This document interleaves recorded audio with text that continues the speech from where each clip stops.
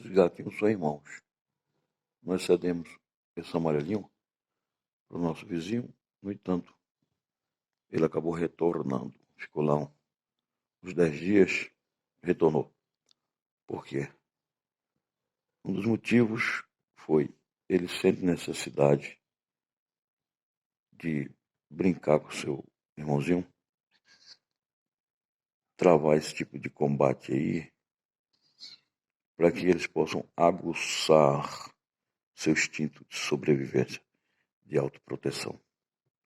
Eles vão precisar se habilitar cada vez mais para poder enfrentar, se necessário for, o mundo lá fora, diante daqueles que são seus rivais, exemplo dos cães.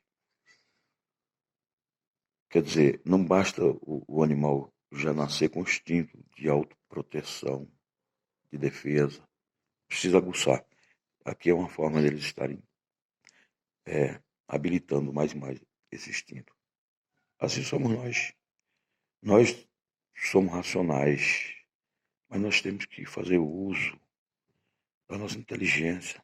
Temos que fazer por onde nos tornar cada vez mais habilitados do ponto de vista intelectual, do ponto de vista emocional. Para isso nós temos que treinar, tomando Jesus como modelo e sua palavra.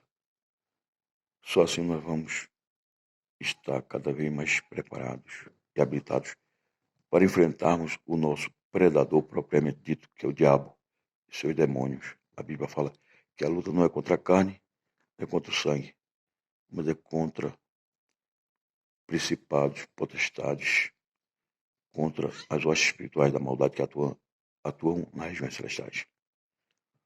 Assim são esses gatos. Na verdade, eles não estão brigando carnalmente, eles estão brigando instintivamente para se habilitar cada vez mais para enfrentar o mundo lá fora. Valério Pontes.